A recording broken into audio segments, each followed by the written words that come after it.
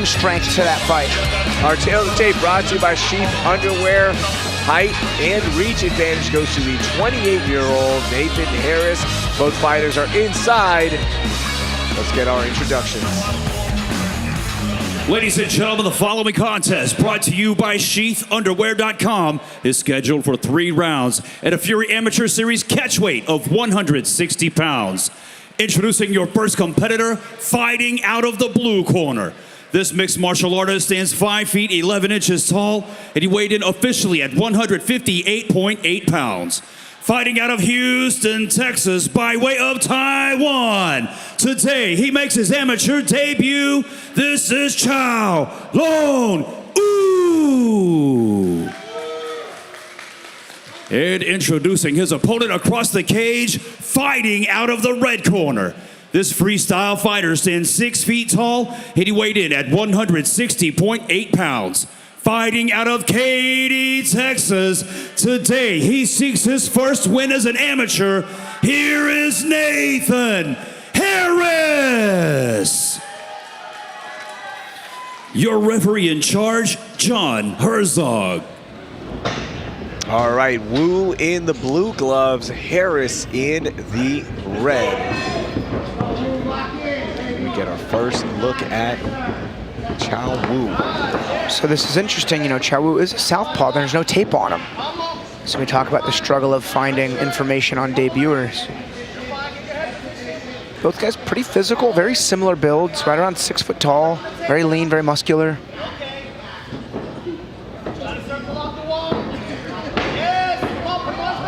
A Shimada attempt there for Harris.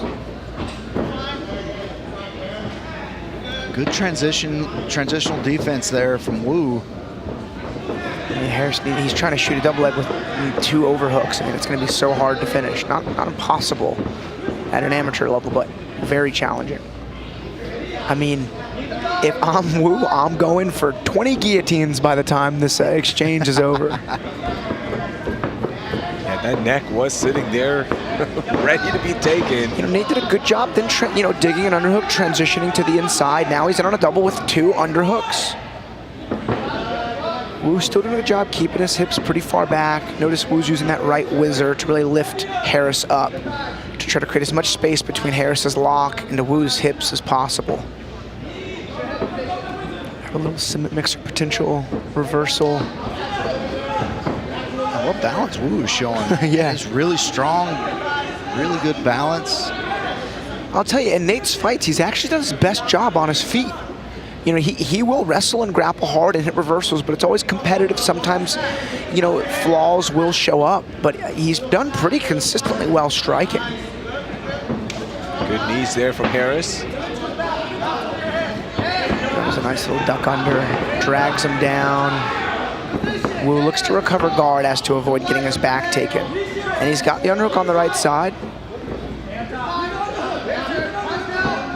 Beautiful job by Wu. Now, Harris isn't on a guillotine. An arm in guillotine. He needs to get the left leg, you know, pretty high around. He loses the grip. See, that's what I mean. Like, it was not a bad move to go for, but just like the depth of the grip and the depth of the lower body, you know, control placement on the hips, there was just, you know, room for improvement. Whereas, you know, Nate doesn't go for that guillotine. He's not on bottom. Maybe wins the round. You know, pretty good fundamental grappling though from both guys. Nice underhook get up. We'll see if Wu maybe goes for this guillotine, uses a front headlock to spin to the back, but he doesn't clear the underhook in Nate's right arm. So Nate's able to hit a get up with it. A body lock trip there for Wu. 10 seconds left. Yeah, and actually Nate went for a throw there, and he just had his hips too far behind him. Yeah. Wu's just able to, basically he became weightless to Wu there at the end. I mean, this looked identical to like blue belt grappling at a tournament. Yeah. It really did. Yeah. That was effectively a jiu-jitsu match with a couple of punches thrown in the mix. And the most offense in that round, the 2 big knees up against the cage for Nathan Harris. Otherwise, it was a lot of grappling.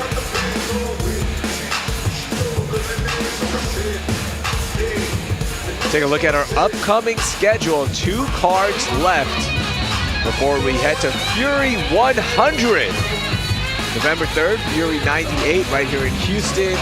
And then Fury 99, December 15th. And then the big one, circle your calendars right now, January 12th, Fury 100 right here in H-Town at the Imagine venues. Get your tickets at furyfc.tv. John Jones versus Alex Pereira is the headliner for that Fury 100. Hey. No, I'm kidding. That's a joke. That's a joke. We should have a Hall of Famers match. That'd be dope. Somebody will be inducted that night, I believe. Yeah, I'll put my name in the hat for Cameron Graves. He's actually, after tonight, will have the most Fury fights of any fighter. Will be Beats number 20, Echeverry, right? Jacob Silva. Yeah, I mean, interesting. He was an amateur champ. Nice high kick there from who to start. Well, if there is a Hall of Fame fight, I want it to be Wayne against Jacob Silva. The only two members right now. That's right. It would have to be. Or you put two potential Hall of Famers, and the winner gets the Hall of Fame bid. All right. As is a win.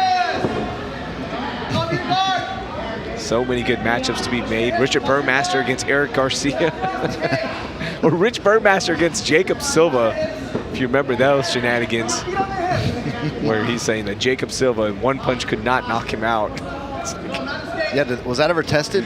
It never was, but it should be a good Fury FC 100 event. But that, in all seriousness, it's going to be an incredible card. Get your tickets right now. Can't wait to be a part of that one. We started as this broadcast team on Fury FC 52 or 51. And I think you joined right before that at 49? 47, 47. yeah. 47 was my first. 46 was the Dana White looking for a fight.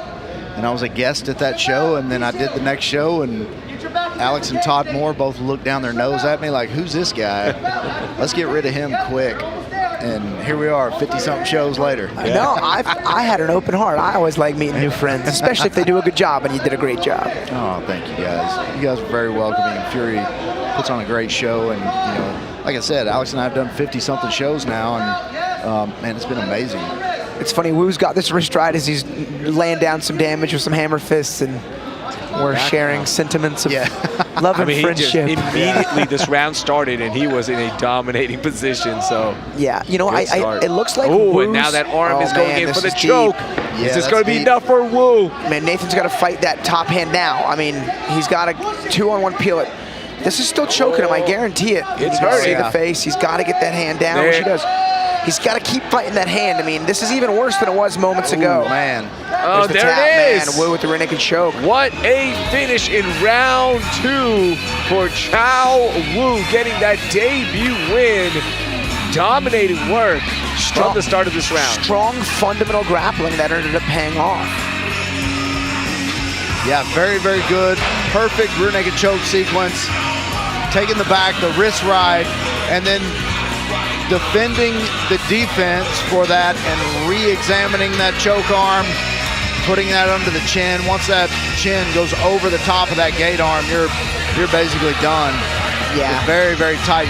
You'll see him pull it down, gets his fingertips in there, pulls it down first. There you go. And you see he readjusts here. Yeah. Once that chin goes over the top of that gate arm, that is impossible to get out. I mean, yeah, that was super deep. Even when it was over the chin, it was still super deep and fully figure forward. Good to see the respect amongst the teams. Man, what a debut there for Chow Woo. Let's make things official. Here's Wayne. Ladies and gentlemen, referee John Herzog calls for a stop to the fight.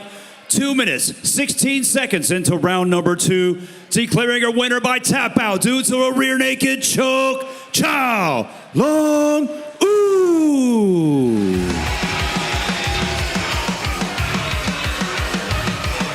Woo with the win here on his debut. Beautiful job, beautiful jiu-jitsu to finish here in the second round. Some final pictures here, but we're going to keep things moving and meet our next fighter. Wayne trying to get in the picture. I see you, Wayne. Photo bomber. Here's